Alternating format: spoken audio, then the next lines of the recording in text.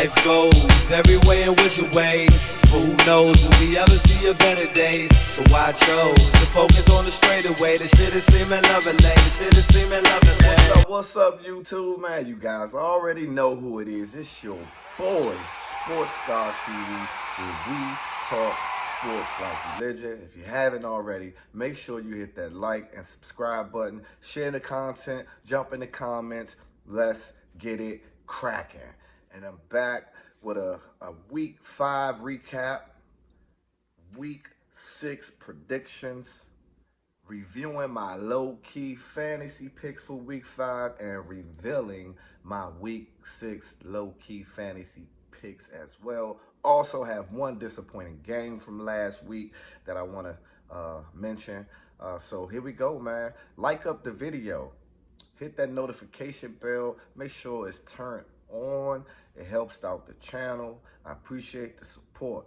Now, jumping right into it, I did not last week, man. I went a measly 2-4. 2-4, dude. That's where I went. I picked the Commanders over the Titans. The Titans won that game. Commanders had an opportunity to win that game. Went through a pick. Giants versus the Packers. I picked the Pack attack to win, and they did not. The Giants stomped on Lambeau Field and took that win. I picked the Cardinals to upset the Philadelphia Eagles, which I was wrong. They did not. The Cowboys and the Rams, I thought Matthew Stafford and company would bounce back, but Cooper Rush and the Dallas Cowboys prevailed and got the W. Now, the game that I did win, I had picked the Chargers over the Browns, and the Chargers took care of business. Close game, a game that the Browns should have won, came down to the wire. Chargers snuck away with the victory. And then obvious choice was the Bills versus the Steelers. Prickett's first game as a starter didn't go too well for him going up against that defense. The disappointing game for me out of all of them was that Giants and Packers game, because I thought, even though they were in London, and I did mention Lambeau Field, but they were overseas actually, and I just thought, for listening to Aaron Rodgers' comments saying he's looking forward to airing it out and things of that nature, even though obviously he's missing his top target. But if you're an MVP caliber type of quarterback, and Tom Brady's done it for years with minimum receivers. If Aaron Rodgers is as great as everyone thinks he is, then I felt like he should have got the job done, which he did not. And the defense didn't get the job done as well, as they gave up 14 points, I believe, in the fourth quarter to lose that game. Now, they were leading 17-3 at one point, so that's what I'm saying. That's why I was disappointed in that contest. Now, as far as the fantasy picks go, I did have Geno Smith, which he rolled and continues to roll. Actually, his fantasy points the last couple weeks, last 3 games, is 56-90, 60-70 versus Detroit, and then last week against New Orleans, he was a 50.2. My other picks, Miles Sanders, he did not do good. Hawkinson had 1 catch. Detroit didn't even put up a score. And then Jamar Chase, he didn't do well also. And then I had the Packers defense. And obviously they stumped the joint up as well. So with that being said, I just, I couldn't win last week. Hopefully I get the ship right this week. But the games I do have intact are 3 games I'm picking between the Philadelphia Eagles and the Dallas Cowboys, NFC East rival division game, obviously prime time tonight at 8:20 in Dallas, Arlington. I have Philadelphia Eagles winning. I think the magic copper ride of Cooper Rush stops tonight.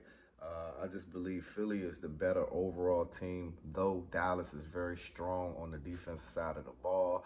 And Dak is not ready quite yet, but Cooper, like I said, has been playing pretty well as far as filling in that role for Dak Prescott.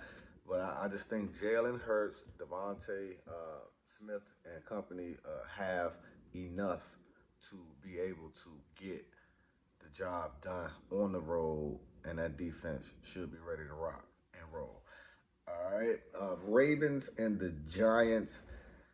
The Giants 4-1, like I mentioned. The NFC East is just on fire. You got 5-0 Philly, 4-1 Dallas, and 4-1 Giants.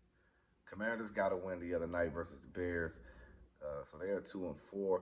But the Giants' last wins have been against the Titans, Panthers, Bears, and Packers.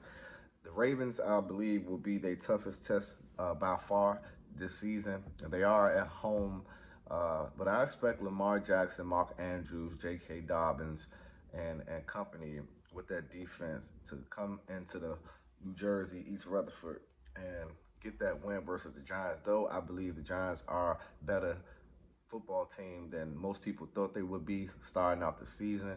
Saquon Barkley has been phenomenal, especially coming off of that injury that he had. I think he's fully back. The league is putting the league on notice to let those know that he is back. Daniel Jones hasn't been a turnover machine, and the defense is pretty legit. If Jones doesn't turn the ball over and the way that defense is playing, they are in pretty much every game. But I just got the Ravens. I think I'm not going to say they're going to overpower them, but I do have the Ravens winning that game. Another game that I picked between, and this is probably the best game of the week, despite that matchup between Dallas and Philly, and this is going to be the rematch of the AFC Championship game that went down to the wire. It was a crazy game. Many yards, many phenomenal plays, even in the last minute of the game, which pretty much Kansas City won that. Mr. Mahomes just had too much time on the clock, a few seconds or whatever, 20, 30 some seconds left on the clock to be able to get that victory to stop the Buffalo Bills from going to the Super Bowl. But this is the rematch. This is a revenge spot for the Buffalo Bills. And I have Kansas City actually winning this game. Though I think Buffalo comes to play, I think it's going to be an exciting game. It may not be the game that most people expect, but at the same time, I think Kansas City at home gets the job done. Some Mahomes magic,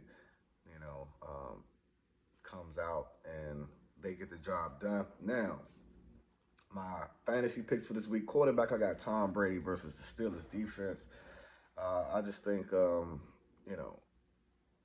Brady will get the ball a lot because of maybe the defense just stays on top of the young guy on Prickett, but it's not enough film on Prickett, so how do you attack him? You don't know a lot of his weaknesses yet. He did throw 3 picks last week, and the Tampa Bay Buccaneers secondary defense period is legit. So we'll see how that fares out. I think Brady does really well. I got Austin Eckler versus Denver, Mr. Handyman. He comes out the backfield. He rushes the football. I just think he has a legitimate game versus Denver. So I got him for my running back. Tight end, I got Dallas Goedert for Philly. Jalen Hurts, one of his favorite targets other than A.J. Brown and Devontae for that matter. But I think he has a legit game. I got Deebo Samuels, versus the Atlanta Falcons. I just think the multitude of ways that Kyle Shanahan has him in the offense, whether he's rushing, whether he's in the slot, whatever it is, I just believe Deebo has a great game. And then I'm going to defense-wise, I'm going to take the Bucs. I mentioned Tom Brady, and I mentioned the defense and the rookie at quarterback. I think the Bucs take advantage of that opportunity. What you guys think, man? Jump in the comments, man. Share the content. Let's get it cracking. It's your boy, Sports God TV, where we talk sports like religion. And I'm out. Until the next time. Life goes every way and which way. Who knows, will we ever see a better day? So I chose to focus on the straightaway. The shit is seeming lovely. The shit is seeming lovely.